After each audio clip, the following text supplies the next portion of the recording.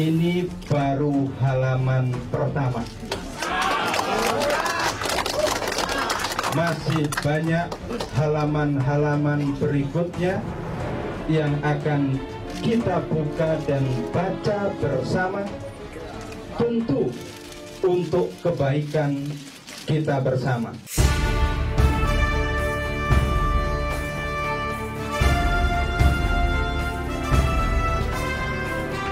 Penggalan pernyataan di atas adalah kalimat Anas Urbaningrum saat lengser dari Ketua Umum Partai Demokrat pada Februari 2013, seperti dikutip dari Berita Satu. Pernyataan tersebut diungkap Anas setelah ditetapkan oleh KPK sebagai tersangka kasus korupsi proyek pembangunan Pusat Pendidikan, Pelatihan, dan Sekolah Olahraga Nasional Hambalang pada tahun 2010-2012. Ada nyinyiran, sindiran, dan celoteh Anas yang mungkin membuat panas telinga SBY. Coba bayangkan, menjelang SBY mengakhiri masa jabatannya sebagai presiden, mantan ketua HMI ini meminta SBY untuk maju kembali sebagai calon wakil presiden mendampingi Joko Widodo, Yusuf Kala, atau dengan siapa saja. Anda ngenyek ya? Boleh dipahami seperti itu, kan bebas ditafsirkan. Tetapi pasti itu maksudnya bukan ngenyek atau nyindir atau menghina, sama sekali tidak. Itu saran saya berdasarkan realitas politik yang terpapar dari berbagai hasil survei. Bagi Anas, pernyataan itu bukan tanpa alasan. Ia melihat realitas politik dari berbagai hasil survei. Jika SBY bersedia menjadi calon wakil presiden, akan terselamatkan program-program Partai Demokrat. Rasional juga apa kata Anas? Hanya saja, apakah ini bentuk sindiran, kelakar politik, atau ledakan terhadap SBY? Statusnya tetap saja saran. Karena itu saya bilang bahwa jangan buru-buru diterima. Juga jangan buru-buru ditolak. Dikaji lebih dalam, kalau perlu dilakukan survei. Soal diterima atau ditolak saran Anas tergantung dan terserah SBY. Alasannya, SBY memiliki aliran survei, rasionalitasnya terukur. Demokrasi itu harus minta pandangan rakyat. Nah, kalau ada seperti ini, apa pandangan rakyat? Rakyat confirm atau tidak? Kalau confirm, berarti rakyat suka dong. Jika Anas Urbaningrum sudah membuka halaman pertama, maka Marzuki Ali membuka halaman-halaman berikutnya. Satu persatu mulai dibacanya. Hal ini terungkap pada dialog di YouTube Akbar Faisal Uncensored. Mantan Ketua DPR RI ini mengungkap ada praktik busuk di partai berlambang Mercy. Di antaranya, terjadi pemalakan yang dilakukan oleh oknum DPP Partai Demokrat. Bayangkan, sejumlah kader di daerah yang ikut pilkada mengaku justru diminta dana oleh oknum DPP. Prihatin memang, seharusnya DPP menambah peluru bagi kader Demokrat yang bertempur di pilkada. Malah pelurunya diambil. Tak heran para kader asli kecewa dan marah.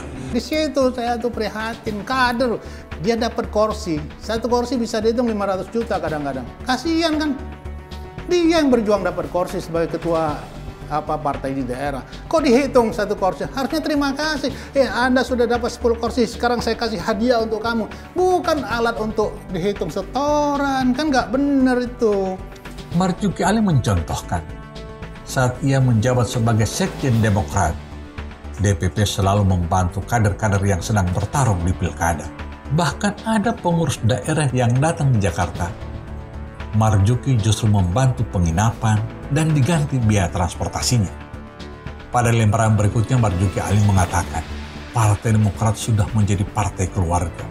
Buktinya, justru Agus Harimurti Yudhoyono atau akrab disapa AHY yang terpilih sebagai Ketua Umum Partai Demokrat. Padahal, dalam pidato Kongres Luar Biasa Bali beberapa waktu lalu, SBY sangat berapi-api mengatakan agar dirinya dan keluarganya tidak dipilih lagi. Tapi kenyataannya, apa? Waktu KLB Bali 2013, Pak SBY menyampaikan pidato loh. Dalam pidato menyebutkan, jangan saya lagi, jangan SBY lagi, jangan keluarga SBY. Pernyataan Marzuki Ali tersebut dibantah politisi Partai Demokrat, Andi Malarangeng. Menurut Andi, terpilihnya anak sulung SBY tersebut didasarkan pada hasil survei. Di Partai Demokrat, AHY kader terbaik dan memiliki survei tinggi. Namun bagi Marzuki, mengelola partai bukan berdasarkan survei. Mengelola partai ada ilmunya, ada pengalamannya. Tidak mungkin orang ujuk-ujuk karena survei tinggi langsung duduk sebagai ketua partai. Ini cara pikirnya tidak nyambung. Saya bilang, ini partai ini udah jadi partai keluarga dinasti. Dia menolak itu. Kenapa? Ya survei AHY kan tinggi, kata. Di antara seluruh kader kan tinggi. Oke. Mengelola partai ini bukan survei loh. Mengelola partai ini ada ilmunya, ada pengalamannya, ada wise-nya. Nggak mungkin orang ujuk-ujuk karena survei tinggi langsung duduk sebagai ketua partai. Ini cara pikirnya nggak nyambung menurut saya. Menurut Marzuki Ali, survei dapat digunakan untuk mencari calon presiden atau kepala daerah karena pasti mencari menang. Kalau ingin menjadi pemimpin partai politik, harus yang punya pengalaman. Marzuki pun membuka lembaran berikutnya. Apa penyebab antara Megawati Soekarno Putri dan SBY sampai saat ini tidak akur? Intinya, Megawati merasa dibohongi oleh SBY.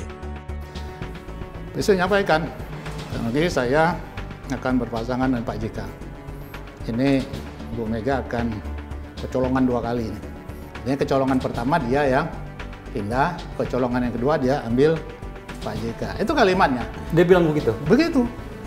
Pak Marzuki orang pertama yang saya kasih tahu. Marzuki Ali tidak mau menginterpretasikan lebih jauh maksud SBY Megawati kecolongan 2 kali. Dan dia pun menyerahkan kepada publik untuk menilainya. Menurut Marzuki, pentingnya janji-janji bagi pemimpin politik itu harus dijalankan.